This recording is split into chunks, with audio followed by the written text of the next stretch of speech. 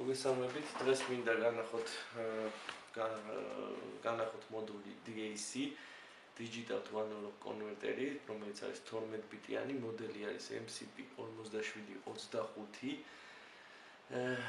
ესენი eBay-ზე საკმაოდ იაფი დაახლოებით $1 ფარგლებში შეგიძლიათ თითო breakout board-ი გამოიწეროთ, ანუ თვითონ ჩიპი ძალიან პატარაა. და surface mount ტიპის არის, მაგრამ არსებობს breakout board-ები გაკეთებული ჩინური და შეგიძლიათ ეს ბორდები გამოწეროთ, რომელსაც ადამიანურად აქვს ფეხები გამოყოფილი და შეგვიძლია გამოვიყენოთ როგორც Arduino-s მოდული. როგორც გითხარით, პროტოკოლი Arduino-სთან კავშირის, ციფრული კავშირის არის I2C, ანუ ჩვენ გვჭირდება 4 ფეხი. ეს არის ground-ი, +5 ვოლტი SDA და SCL. თვითონ ჩიპს რაც შეეხება, სამუშაოდ პრაქტიკულ ნაწილზე გადავალ და შევაერთებ და შევხედავთ, როგორ დავაყენოთ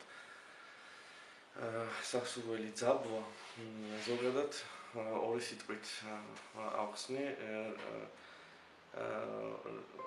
პრინციპს DAC-ის, ანუ Digital to Analog Converter-ების და როგორ მუშაობს ზოგადად მე რაც მინახავს Arduino-ზე ეს DAC მოდულები.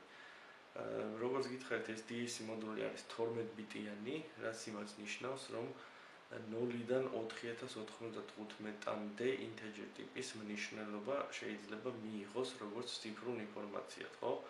დასაყენებელი ძაბვის რეფერენსად. ანუ ამაში იგულისხმება, რომ ნებისმიერ DAC-ის, ანუ Digital to Analog Converter-ს აქვს ერთ-ერთი მნიშვნელოვანი პარამეტრი, ეს არის რეფერენსული ძაბვა. ზოგს აქვს ექსტერნალი, ანუ გარე, ზოგს აქვს შიდა. ამ შემთხვევაში ამ ჩიპს უწერია დატაშიჩი, რომ გარე აქვს, მაგრამ რეფერენსული ძაბვის პინი ჩემს საერთოდ არ აქვს. გარე ის უბრალოდ რა კვებითაც ირთვება, იმ კვებიდან იღებს რეფერენსულ ძაბვას, ხო? რას ნიშნავს 12 ბიტიანი? ანუ 12 ბიტში 12 ბიტიანი ინტეჯერი არის 4096. ხო? მაქსიმალური მნიშვნელობა 4095, უბრალოდ 0-დან.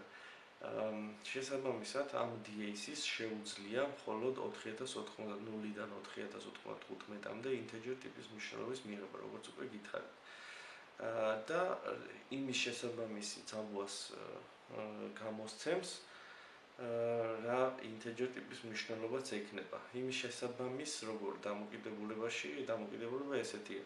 რაც არის რეფერენსული ძაბვა, იმის იმდენი ნაწილი, რა ნაწილიც არის 4095-ის ჩვენს მიერ მიწოდებული ინტეჯერი. ეს ახლა ცოტა ჩახლართულად ხსნი. მარტივი ფორმულა ესე ჟღერს, ანუ ჩვენ შემთხვევაში 12 ბიტიანი DAC-ის შემთხვევაში ძაბვასა და მისაწოდებელ ინტეჯერ ტიპის მნიშვნელობას შორის დამოკიდებულება იქნება ესეთი. ანუ უფრო მარტივად რო გითხრათ, რომ გავიგოთ რა მნიშვნელობა უნდა გადავცეთ, როგორც გითხარით უკვე 0-დან 4095-მდე რეინჯში.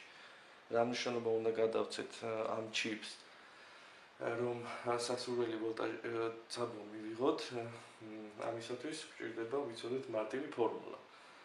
მარტივი ფორმულა იქნება ესე, რეფერენსული უბრალოდ გამომავალი ძაბვა უდრის რეფერენსული ძაბვა შეფარდებული 4095-ზე გამრავლებული დასაყენებელი მნიშვნელობა, ხო?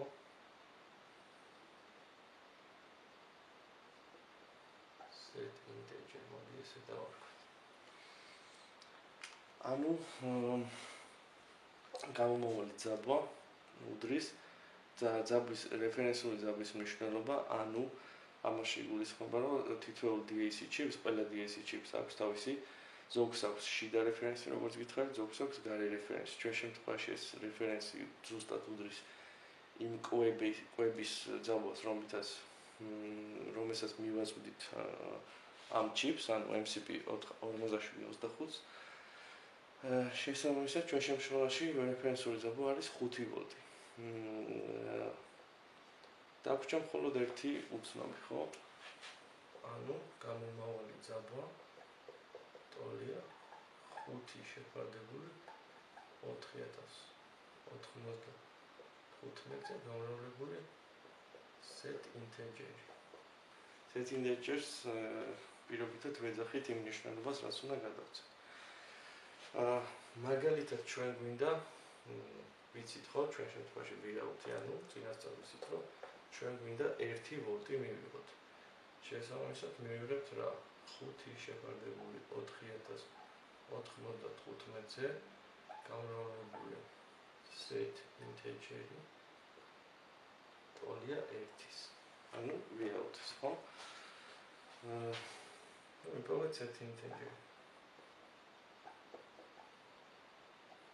Set integer ტოლია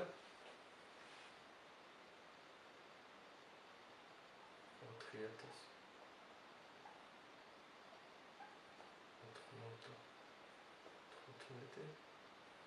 გაკეთოთ 5-ს. ეს ტოლია ეს არის 819.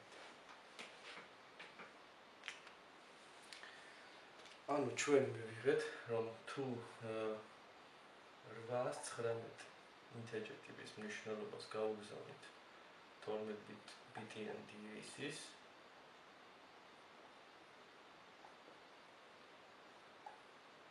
ანალოგური ძაბვა გვექნება 1 ვოლტი გამომავალი.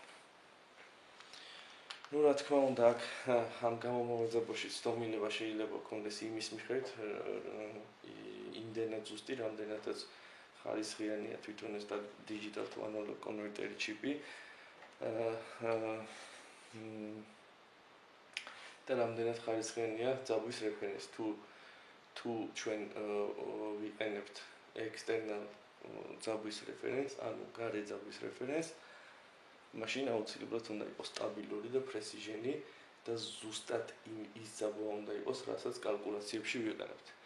ეს უკვე პრინციპში არის software ნაწილი, ანუ როგორ მივიღოთ ის მნიშვნელობა, რა ძაბვის დაყენებაც გვინდა. მაგალითად ჩვენ ვიცით, რომ მაგალითად უბრალოდ keypad-ი დავაყენეთ, მოწყობილება ავაწყეთ. რაღაცა მაგალითად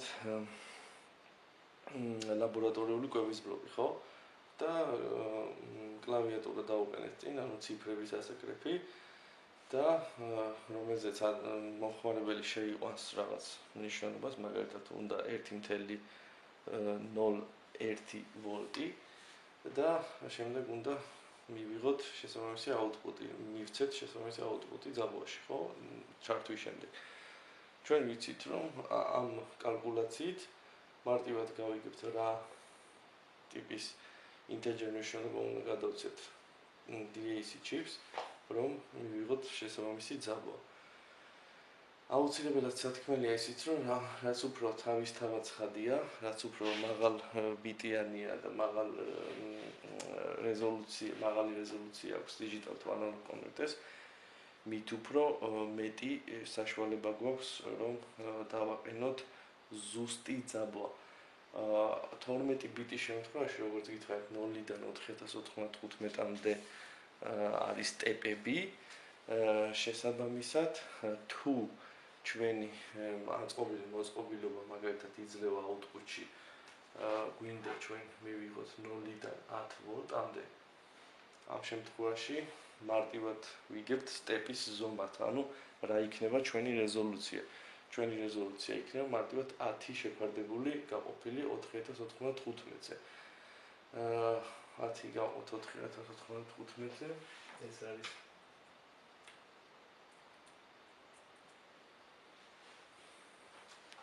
ეს არის 0.00 ხო, დამგვალებით.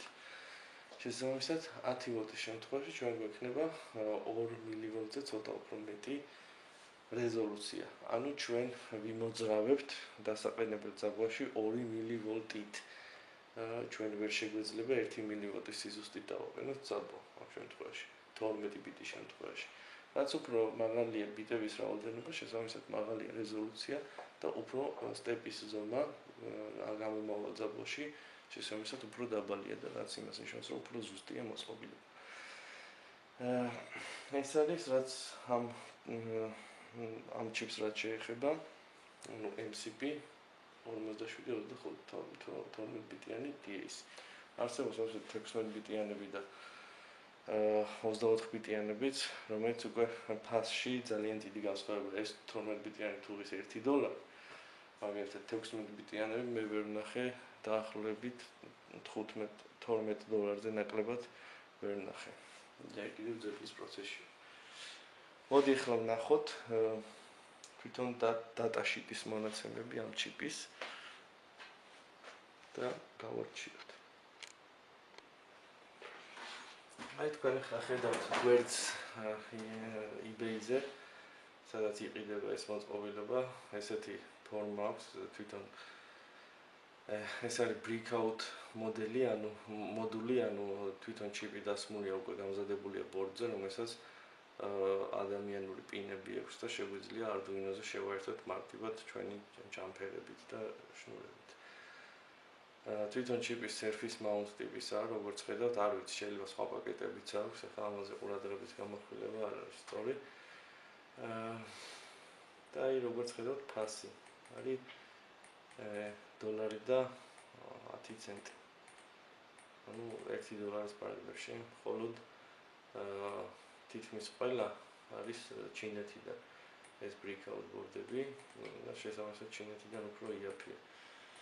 ამერიკიდან თუ მივუთითებთ, დაახლოებით $4-5 ეღირება, მაგრამ აბსოლუტურად არანაირი სხვაობა ხარისხი, იმიტომ რომ თვითონ ამერიკულ ბაზარზეც იგივე ჩინურები იყიდება. რაც შეეხება ამ breakout მოდულს, თვითონ ჩიპი რა თქმა უნდა იქნება სხვადასხვა არაჩინურ წყაროებში. ეხლა ვნახოთ თვითონ დატაშიტი. დატაშიტში გამოიყურება.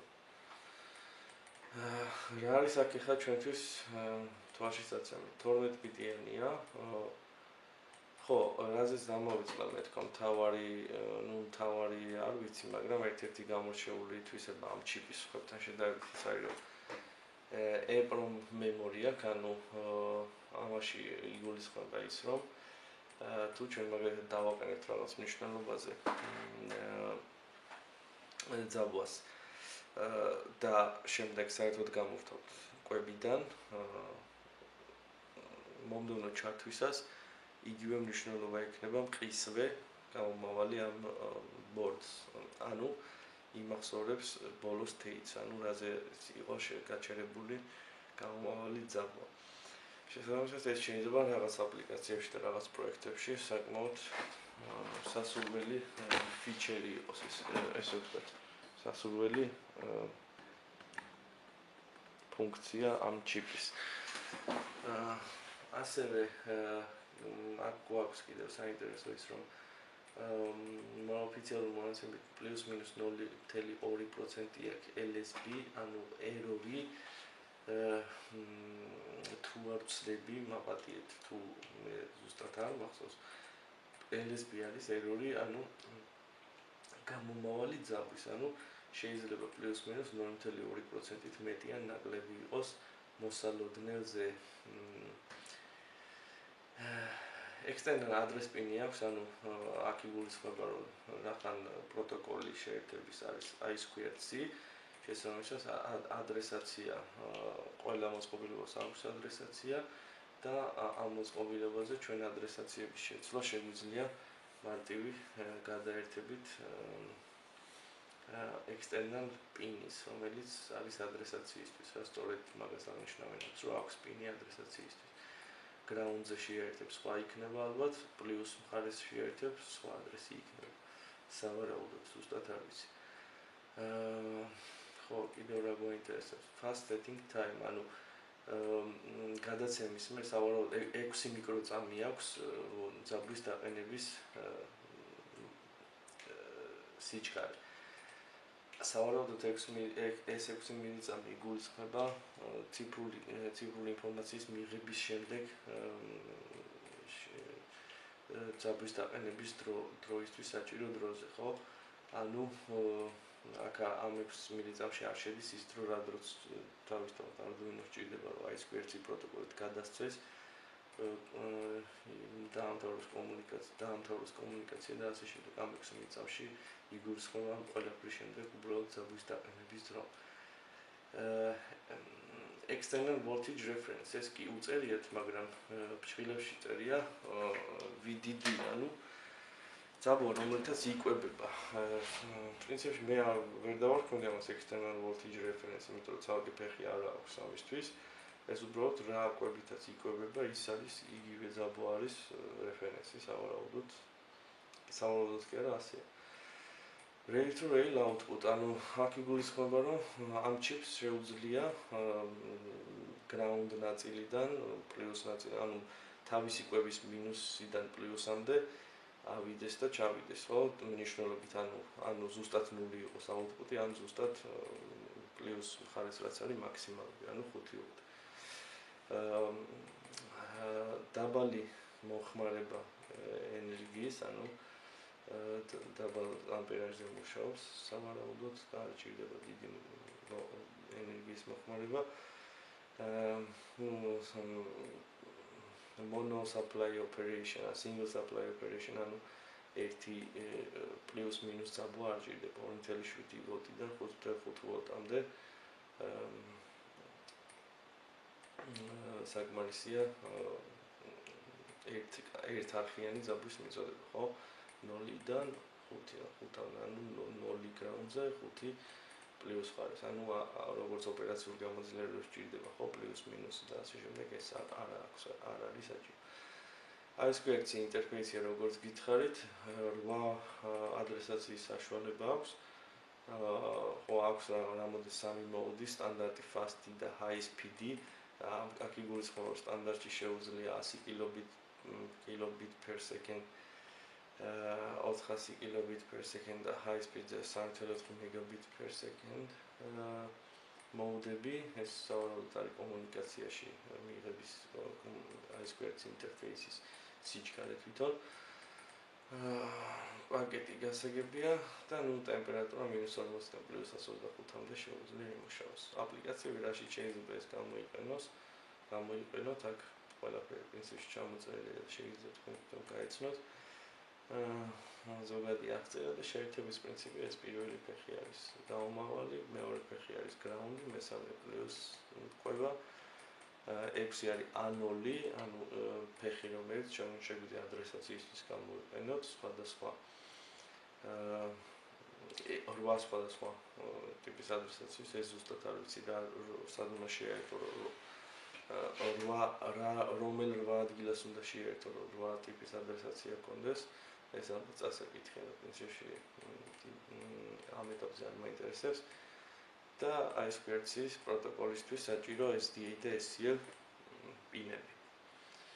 ეს არის რაც შეეხება დატაშიც. ახლა დანარჩენი აბსოლუტური მაქსიმალური მნიშვნელობები და აბსოლუტური მინიმუმ მნიშვნელობები შეგვიძლია ცხრილში იხილოთ, ამის დეტალური განხილვა ახლა საკმაოდ დიდ დროს წაიღებს. ამიტომ მოდი ახლა პირდაპირ გადავიდეთ პრაქტიკაზე, შევაერთოთ, ვნახოთ Arduino sketch-ი და როგორ მუშაობს და სხვათა შორის რაც ისი თქვაც მე დამოვიწყდა ყველაზე მნიშვნელოვანი რაც არის და პრინციპში რატო შევარჩიე ეს ჩიპი. თავარი მიზეზი ის არის, რომ ამის ბიბლიოთეკები, გამზადებული ბიბლიოთეკები, ხო, ჩემნაირი ჩაინიკებისთვის, C-ზე. მე კარგად არ ვიცი ეს პროგრამირების ენა.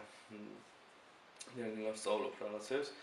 ამიტომ ბიბლიოთეკა გამზადებული აქვს ამ ჩიპს, ამ MCP4725-ს, თორსები Adafruit აქვს ეს ოფიციალურად breakout board-ი და ბიბლიოთეკაც მათ დაწერეს. ზუსტად არ ვიცი ამაზე თავს ვერ დავდებ. GitHub-ზე ვნახე ეს ბიბლიოთეკა და რა ვიცი საკმაოდ კარგად მუშაობს. ეგზემპლები, ან მაგალითებიც აქვს Arduino-თვის და შეგვიძლია პირდაპირ ბიბლიოთეკის ფაილი გადმოვწეროთ Arduino-s ფოლდერში ჩავაგდოთ და გვექნება ბიბლიოთეკა თავისი მაგალითებით, ანუ ეგზემპლებით და პირდაპირ შეგვიძლია გავუშვათ, შევხედოთ როგორ მუშაობს. და მე უკვე ჩვენ თვითონ ვცვალოთ რაღაცები, ჩვენი კალკულაციები დავწეროთ და ვნახოთ როგორ იმუშავებს. მე ხა პრაქტიკაში განვიხილავ მარტივ მაგალითს. განახებთ Arduino-ს Sketch-ს და გავაკეთოთ ისე, რომ ჩვენ Arduino-თი ტერმინალურად კი არა უბრალოდ სერიალიდან, სერიალ ინტერფეისით გავგზავნოთ ჩვენ Arduino-ს რაღაც integer უბრალოდ ძაბვის მნიშვნელობა და რა ძაბვის მნიშვნელობასაც გავგზავნე, ის ძაბვის მნიშვნელობა მივიღოთ output-ში. ამაზე უკვე multimeter შევაერთებ და შევხედოთ რაც დომინირებები გვექნება. ჩვენ დაგვჭირდება Arduino-ს Sketch-ში პატარა კალკულაციები, რაც წერან გაჩვენეს დაფაზე. ანუ როგორ გადავიყვანოთ მოცემული ძაბვის მნიშვნელობა იმ integer ტიპის მნიშვნელობებში, რომელიც 12 ბიტიან DAC-ს ჭირდება, რომელიც ძაბვა მივიღოთ. შევაერთოთ Arduino-ზე ეს ჩიპი და ვნახოთ პრაქტიკაში, ნახოთ Sketch-ი, დავწეროთ ჩვენი აღნიშნული კალკულაციები და მივიღოთ ის შედეგი, რომ ჩავწეროთ, გადავცეთ ძაბვა და შესაბამისი ძაბვა მოგვცეს, გადავცეთ ძაბვა ლეპტოპიდან Arduino-ს და შესაბამისი ძაბვა მივიღოთ ამ ჩიპიდან. აი ხედავთ ახლა მე breadboard-ზე ამ ვიდეოს პრაქტიკული ნაწილი აწყობილი მაქვს უკვე, ეს არის Arduino Nano, ეს არის ჩვენი DAC ბორდი MCP4725 breakout ბორდი. შეერთებული მაქვს მარტივად, ანუ ამ ბორდის SDA და SCL ფეხები Arduino-ს შესაბამისი SDA და SCL ფეხებზე, A4 Arduino-ს პინი A4 არის SDA, A5 არის SCL. შესაბამისად ეს ორი ფეხი data connection-ისთვის მაქვს შეერთებული. მონაცემის გადაცემისთვის. თვითონ ამ breakout board-ის MCP4725-ის ground-ი მაქვს შეერთებული Arduino-ს ground-ზე, ხოლო ამ კვების ამ ჩიპის კვებას რაც შეეხება +5 ვოლტს, Arduino-ს +5 ვოლტზე არ მაქვს შეერთებული, იმიტომ რომ აქ საკმაოდ სუფთა და რეფერენსული ძაბვა მჭირდება, ანუ ზუსტად 5 ვოლტი. ამიტომ შეერთებული მაქვს მე წინა ვიდეოში განხილულ რეფერენსულ ჩიპზე, რეფერენსული ძაბვის მისაღებ ჩიპზე, ეს არის Ref02, რომელიც არის +5 ვოლტზე მაქვს დაყენებული ტრიმერით და ზუსტად 5.000 ვოლტით იკვებება ეს MCP4725 ჩიპი. ანუ როგორც უკვე აღნიშნეთ, ამ ჩიპის რეფერენსული ძაბვა არის იგივე ძაბვა, რაც არის კვების პლუს ნაწილი, +5 ვოლტი ამ შემთხვევაში. ეს Arduino-ში USB-ით შეერთებული მაქვს ჩემს ლეპტოპზე და მოდი ახლა ვნახოთ Sketch-ი და შემდეგ ვნახოთ გამომავალი ძაბვა როგორ ემთხვევა ჩვენს მიერ დაყენებულს. თვითონ ამ ჩიპის გამომავალი out ძაბვის პინი შეერთებული მაქვს ჩემს multimeter-ზე. ეს არის multimeter-ები. წითელ multimeter-ზე Unity-ზე თქვენ ხედავთ რეფერენსულ ძაბვას, ანუ რითიც იკვებება ეს ჩიპი და ყვითელზე ან ფლუკეზე ხედავთ გამომავალ ძაბვას ამ DAC-დან. ახლა ვნახოთ Sketch-ი, თვითონ Arduino-ის software ნაწილი და შემდეგ უკვე შევხედოთ როგორ მუშაობს. გადავიდეთ Sketch-ის ნაწილზე, ანუ პროგრამულ ნაწილზე, რომელსაც უნდა დავაკომპილიროთ, რომელიც უნდა ჩავასხოთ Arduino-ში, რომ ჩვენთვის შესაბამისი ამოცანა ამოხსნათ, ხო, გადავცეთ რაღაცა ძაბვა და მივიღოთ ანალოგურ ნაწილში შესაბამისი ძაბვა. რაც შეეხება Arduino Sketch-ს, გამოიყურება ასე. მე არ ვიცი ხა ვიდეოში რამდენად კარგად ჩანს ეს ფონტი, რამდენად კითხვადი არის, მაგრამ შევეცდები ავხსნა თითოეული ხაზი. საკმაოდ მარტივია კოდი, როგორც ხედავთ. ეს არის Adafruit-ის ბიბლიოთეკის example-დან გადაკეთებული, ანუ თვითონ ამ chips ამ MCP4725-ს 25 სავარაუდო breakout board-ები გამოუშვა Adafruit-მა, მე ნახე არ მაქვს პირადად და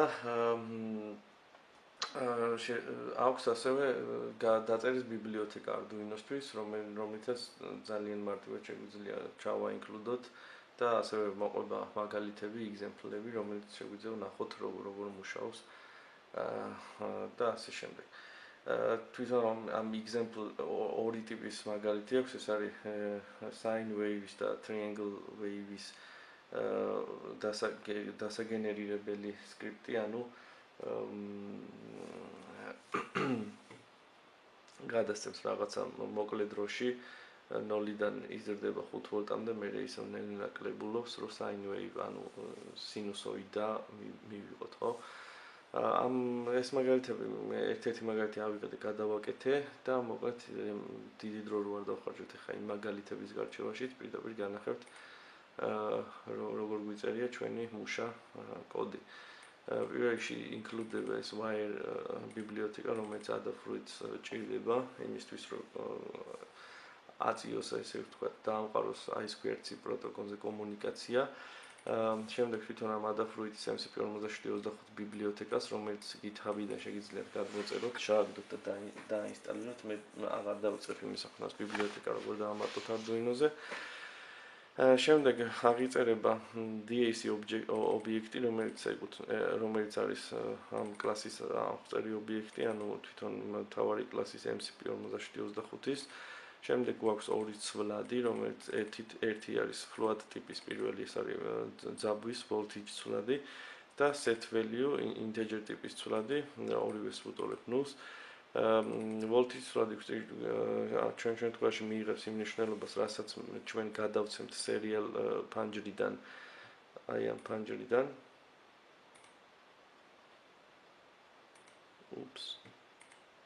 აი გახსნილია.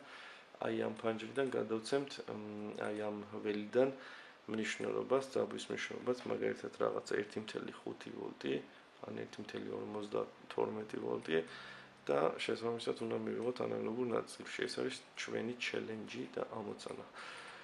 შემდეგ ხო ეს ცვლადი voltage ცვლადი მიიღებს ამ მნიშვნელობას serial read-ით და შემდეგი ცვლადი ეს არის integer ტიპის set value, რომელიც იქნება 0-დან 4095-მდე საჭირო მნიშვნელობის მქონე, რომ იმ მნიშვნელობის მქონე, რომელიც დამოკიდებულია პრინციპში ვოლტაჟზე კალკულაციით, რომელიც ჩვენ მე განახეთ დაფაზე.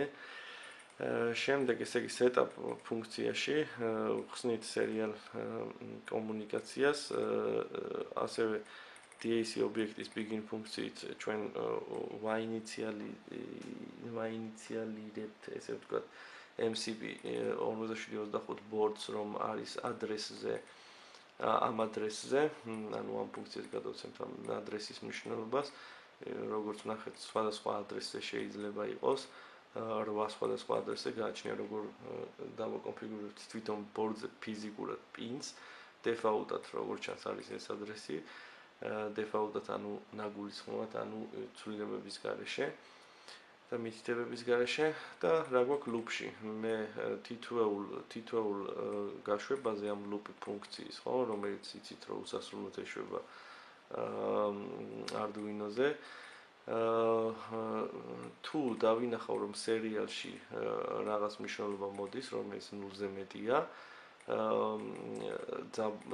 voltage ცვლადს ვუტოლებ მიღებულ float ტიპის მნიშვნელობას. Parse float-ით ვიცით, რომ ვიღებთ parse-ავს მიღებულ ბიტებს როგორც float ტიპის მნიშვნელობას. შემდეგ set value მნიშვნელობა, აი აქ არის მთავარი ფორმულა, ხო? ანუ set value რაც უნდა გადაეცეს ის integer ტიპის მნიშვნელობა, რაც უნდა გადაეცეს ამ MCP4725 boards, რომ მივიღოთ შესაბამისი ჩვენს voltage დაყენებული ძაბვის მნიშვნელობა. 0-დან 495-მდე. შესაბამისად ფორმულა ესე გამოიყურება 12 ბიტიანი შემთხვევაში აუცილებლად გაიცნეთ. თუ გაითვალისწინეთ, თუ DAC 16 ბიტიანია მაგალითად, ეს მნიშვნელობა იქნება 16 ბიტის ინტეჯერის მაქსიმალური მნიშვნელობა, ანუ 65000 რაღაცა ზუსტად არ მახსოვს. მოკლედ ფორმულა ესე გამოიყურება 495 ფიქსირებულად მიწერია, იმიტომ რომ 12 ბიტიანია, შეფარდებული 5-ზე, ანუ რეფერენსულ ძაბვაზე, ჩვენ ვიცით რომ 5 ვოლტია რეფერენსული ძაბვა და გამრავლებული დაყენებულ ძაბვაზე, ანუ რასაც დავაყენებთ რასაც გადავცემთ სერიალ ფანჯრიდან, ხო, სერიალ კომუნიკაციით თვითონ ჩვენ Arduino-ს. და შემდეგ უკვე მთავარი ფუნქცია, რომელიც არის ამ ბიბლიოთეკის ნაწილი და ერთ-ერთი მეთოდი DAC-set voltage მეთოდი, ანუ ძაბვის დაყენების, ხო, set voltage ესე ითარგმნება და რომელსაც გადავცემთ იმ მნიშვნელობას, რომელიც გამოვთვალეთ ჩვენ არჩეული ძაბვის შემთხვევაში. და სერიალით პრინტავ უბრალოდ voltage ეს დებაგისთვის რა გადავეცი, რომ დავინახო მე თვითონ, ხო? მოდით ახლა ეს მე უკვე ჩასხმული მაქვს ეს Arduino-ში ეს sketch-ი, კიდე ერთხელ ჩავასხათ. შეხედეთ Arduino-ს. მიიღო, upload-ი დამთავრდა. და ახლა ნახოთ, გადავცეთ რაღაც კონკრეტული მნიშვნელობა. აი მაგალითად გადავცეთ 2.5 ვოლტი. Send და დავაკვირდეთ testers 2.5 ვოლტი. ბოდიში იმისთვის რომ წვეტებია ვიდეოს, ჩემი კამერა მოულოდნელად ჩერდება ხოლმე წვეთს გადაღებას, ამიტომ ვაგრძელებთ მოკლედ ტესტირებას. გავუშვეთ მოდი 2.22 ვოლტი. შევხედოთ ფლუკეზე. მულტიმეტრზე ზუსტად 2.22. გავუშვეთ მოდი 4.5 ვოლტი. ფოკუსი. გავუშვით. მივიღეთ ზუსტად 4.5 ვოლტი. კიდე ერთი ვცადოთ 3.1 ვოლტი.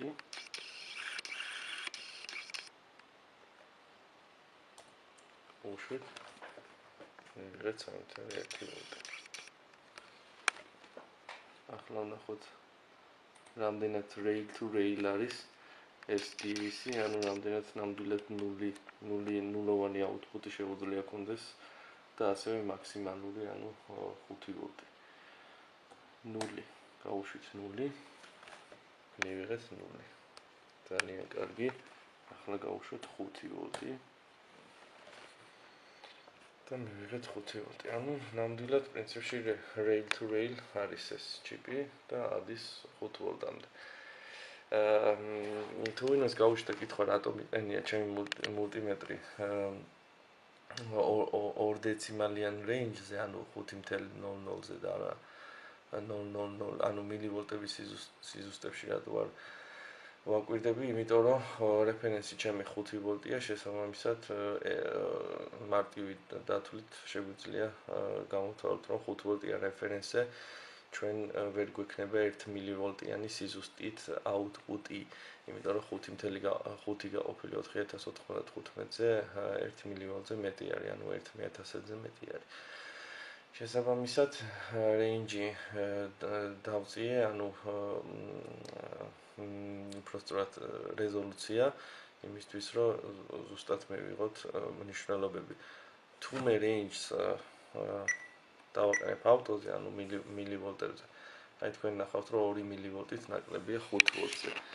თუმცა ისევ წყვეტა ვიდეოში, ანუ ჩვენ ნახეთ, რომ თუ მილივოლტების სიზუსტით გავზომავთ აუთპუტ ძაბვას, გამომავალ ძაბვას, რა თქმა უნდა, რეზოლუცია არ გვიწყობს ხელს 12 ბიტის შემთხვევაში. რეზოლუცია 5 ვოლტიან რეფერენსი 1 მილივოლტზე ცოტათი მეტია, ოდნავ მეტია, ამიტომ პრინციპში შეგვიძლია თუ მოთხოვნა არის ამისი მილივოლტებამდე სიზუსტით გავაგზავნოთ მნიშვნელობა. ხო, აი მაგალითად ერთი პატარა ტესტი ჩავატაროთ 1.223 ვოლტი. ხო? აი შეხედოთ, ნახეთ 1.222, ანუ 1 მილივოლტიანი ერორი მაინც მაქვს. ხო, ჩემს შემთხვევაში მე აღარ ვსაუბრობ იმას, რომ მულტიმეტრს ვენდობი, ანუ ეს ფლუკი არის, ინდუსტრია სტანდარტის მულტიმეტრი არის, რომელიც დღესდღეობით საკმაოდ პრესიჟენი არის და მოდი ვენდოთ. გადავწყვიტოთ, რომ ნამდვილად 1.222 ვოლტი არის. ანუ გამოდის, რომ 1 მილივოლტიანი ცდომილება ამ კონკრეტულად ამ მნიშვნელობაზე მაგალითად ეხლა დავაყენე 1.333 ვოლტი. მივიღეთ 1.300, აი ამ შემთხვევაში უკვე 2 მილივოლტიანი ცდომილება. მე როგორც დავტესტე, მოკლედ 0-დან 5 ვოლტამდე გადაცემული მნიშვნელობებით დაახლოებით 3-4 მილივოლტი არის მაქსიმალური ცდომილება რა. თუ ამოცანას ეს ცდომილება პრინციპში კრიტიკული არ არის, შეგვიძლია პრინციპში მილივოლტის სიზუსტით გამოვიყენოთ ეს ძაბვის დაყენება. მაგრამ რადგან ჩვენი რეზოლუცია 1 მილივოლტზე მეტია, მე მირჩევნია მქონდეს აი ამ რეინჯით გაზომვა და ამ რეინჯით გავაგზავნო მნიშვნელობები. მით უმეტეს რომ მე ამ გადაწყვეტილებას ანუ ამ DAC-ის ვაპირებ გამოვიყენო კვების ბლოკისთვის, რომელიც იქნება 0-დან 30 ვოლტამდე. ხო, მოკლედ ხედავთ როგორი ზუსტიც არის, ისევ წყვეტა მაქვს ვიდეოში. ბოლოს დავაყენე 1.99-ზე, მოდი დავაყენეთ 0.99-ზე, ბოლო ტესტი. აი, 0.99. ბოლოს გავაგზავნე 0.99. უსის პრობლემა ყო.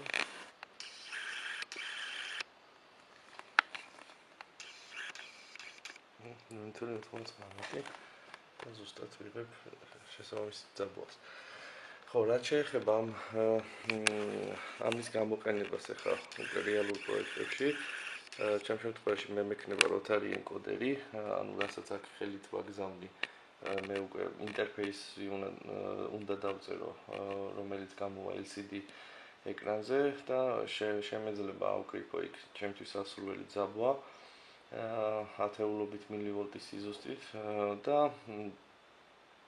შემდეგ უკვე გავაგზავნე შესაბამის მნიშვნელობას. აი ეს ნაწილი, სადაც მე ძაბვას ვიღებ და შემდეგ კალკულაციას ვაკეთებ, ეს იქნება როტარი ენკოდერით.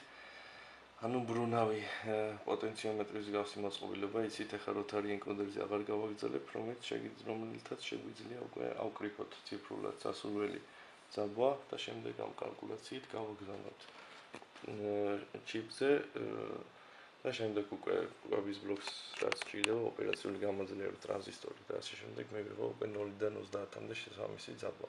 არსებობს უფრო ძვირიანი ჩიპები, რომელიც უფრო პრესიჟენია, ნორმალური ექსტერნალ რეფერენსი აქვს და აუცილებლად ანუ უფრო დაბალი ერორი აქვს, რომელიც უფრო პრესიჟენ აპლიკაციებში, უფრო ზუსტ და უფრო მაღალი სიზუსტის აპლიკაციებში შეგვიძლია გამოვიყენოთ. 12 ბიტი ასე თუ ისე საკმარისია, რაღაც ნორმალური ლაბორატორიული კვების სასაწყობად არ არის მაღალი რეზოლუცია 12 ვოლტი, რა თქმა უნდა 12 ბიტი, რა თქმა უნდა 16 ბიტი გაცილებით უკეთესია და უკვე 0-დან 30 ვოლტამდე რეინჯშიც კი შეგვიძლია მილივოლტებამდე სიზუსტის მოდული ავაწყოთ, თუმცა ეს ჩემს შემთხვევაში საკმარისია, 16 ბიტიანები საკმაოდ ძვირია, დიდი სხვაობაა ფასში. მოკლედ ეს იყო რისი ჩვენებაც მინდოდა, მაპატიეთ ისევ და ისევ წყვეტებისთვის ვიდეოსი. ეს იყო მოკლედ რისი ჩვენებაც მინდოდა და მადლობა ყველას ვისთვისაც საინტერესო იყო ეს ვიდეო, გამოიყენეთ კომენტარები შენიშვნებისთვის, ასევე მოსაზრებებისთვის. შენიშვნებზე ალერგია არ მაქვს და მომავალ ვიდეომდე